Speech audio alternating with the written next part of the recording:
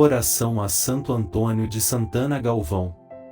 Poderoso santo brasileiro, que através da tua intensa devoção mariana alcançaste milhares de prodígios, sede o nosso protetor, nosso padroeiro, nosso Pai espiritual, dai a nós o mesmo amor a Maria para que sejamos santos como tu.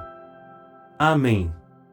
História e vida de Santo Antônio de Santana Galvão, o Frei Galvão. Frei Galvão nasceu no dia 10 de maio de 1739 na vila de Santo Antônio de Guaratinguetá, atual cidade de Guaratinguetá, no Vale do Paraíba. A vila estava na região chamada Capitania de São Paulo, hoje, Estado de São Paulo. Frei Galvão era o quarto de 10 filhos de uma família muito religiosa, rica e nobre. Seu pai, Antônio Galvão de França, português, era o capitão-mor, prefeito, da vila, comerciante que pertencia à Ordem Terceira Franciscana. A mãe de Antônio Galvão era Isabel Leite de Barros. A adolescência. Frei Galvão, aos 13 anos de idade, foi enviado pelos pais ao seminário jesuíta Colégio de Belém, em Cachoeira, na Bahia, para estudar ciências humanas. Ele estudou no seminário de 1752 a 1756, onde progrediu nos estudos, especialmente na construção civil e na prática cristã. Frei Galvão, o padroeiro dos engenheiros, arquitetos e construtores. Mãe espiritual, Santa Ana. Em 1755, recebeu a notícia da morte prematura de sua mãe. Esse fato fez com que ele assumisse Santa Ana, Santana, de quem era devoto, como mãe espiritual. Tanto que seu futuro nome de religioso será Frei Antônio de Santana Galvão. Franciscano. Tornou-se franciscano, no convento de Macacu, em Itaboraí, Rio de Janeiro. Em 11 de julho de 1762, o frei foi ordenado sacerdote e transferido para o convento de São Francisco na cidade de São Paulo. Lá, ele continuou os estudos de filosofia e teologia. Esplendor do convento. Em 1768, foi nomeado confessor, pregador e porteiro do convento. Era um cargo importante na época. Frei Galvão se destacou nesse cargo de tal forma que a Câmara Municipal lhe deu o título de o Novo Esplendor do Convento. Em 1770, foi convidado para ser membro da Academia Paulistana de Letras. Isso porque ele compunha peças poéticas em latim, odes, ritmos e epigramas. O Pedido de Jesus.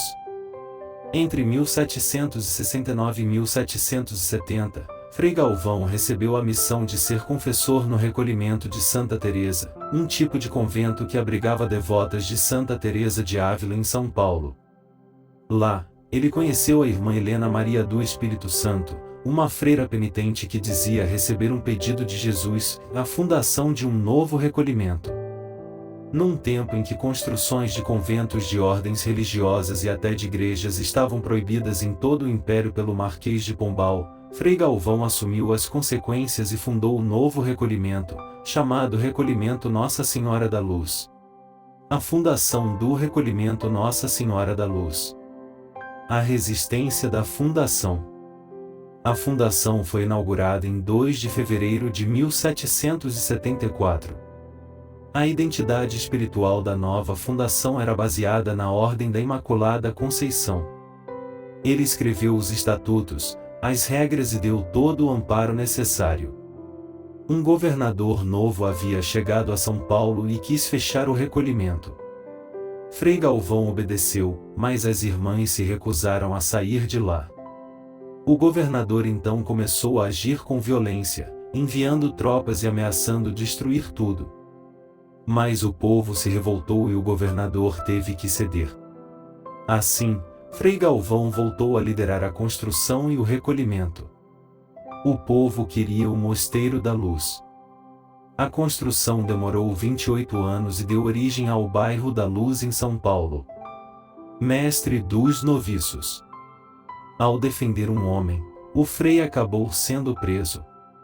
Mas o povo, as irmãs e o bispo de São Paulo, Dom Manuel da Ressurreição, recorreram ao superior provincial, escrevendo-lhe que nenhum dos habitantes desta cidade será capaz de suportar a ausência deste religioso por um único momento. Depois, em 1781, Frei Galvão foi nomeado mestre de noviços em Macacuí. Em 1798, assumiu o cargo de guardião do convento de São Francisco. Em 1811, Frei Galvão fundou o convento de Santa Clara em Sorocaba. Grande orientador e caridoso, Frei Galvão. 11 meses depois, voltou para o convento de São Francisco, em São Paulo. Ali, atendia o povo, orientava, aconselhava, rezava pelas pessoas e ensinava as irmãs. Era um homem de muita e intensa oração. Por isso, alguns fenômenos místicos em sua vida foram presenciados por testemunhas. Fenômenos como o dom da cura, dom de ciência, bilocação, levitação foram famosos durante sua vida, sempre em vista do bem de doentes, moribundos e necessitados. As pílulas. Certa ocasião, Frei Galvão foi a Guaratinguetá para pedir recursos para a construção do Mosteiro da Luz. Terminada sua missão, tinha que regressar por causa de compromissos no convento. Nisso, alguns homens vieram pedir que ele fosse até uma fazenda distante rezar por um amigo deles que estava padecendo com uma pedra no rim há dias. O homem estava quase morrendo.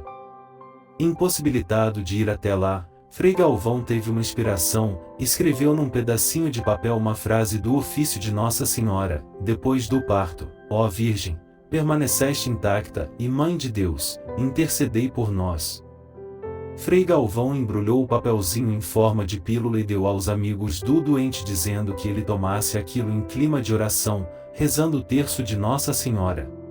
As pílulas de Frei Galvão em inúmeras graças alcançadas. Mais tarde, espalhou-se a notícia da cura daquele doente. Tempos depois, o Frei foi procurado por um homem aflito. Sua esposa estava em trabalho de parto há quase um dia e corria risco de morte. O religioso fez 3 pílulas e deu ao homem com as mesmas recomendações. O homem levou as pílulas para a esposa, que as tomou e conseguiu dar à luz um filho com saúde. Daí em diante, a fama das pílulas de Frei Galvão se espalhou. O povo começou a procurá-las de tal maneira, que ele teve que pedir às irmãs do recolhimento que produzissem as pílulas. Depois, ele as abençoava e as irmãs distribuíam para o povo. Desde esse tempo, há inúmeros relatos de graças alcançadas através das pílulas de Frei Galvão. Páscoa. Frei Galvão faleceu no Mosteiro da Luz, em 23 de dezembro de 1822, poucos meses depois da independência do Brasil. Faleceu na graça de Deus, com fama de santidade. Uma multidão de luto veio se despedir do santo que encantou a cidade de São Paulo. Ele foi sepultado na igreja do Mosteiro da Luz. Até hoje, o seu túmulo é destino de peregrinação de fiéis que vêm pedir e agradecer as graças recebidas pela sua intercessão. Via de santificação.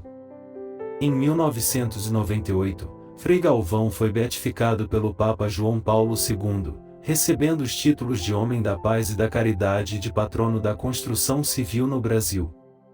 De seu processo de beatificação constam 27.800 graças documentadas, além de outras consideradas milagres. Em 2007, foi canonizado por Bento XVI, tornando-se o primeiro santo brasileiro. Frei Galvão, rogai por nós.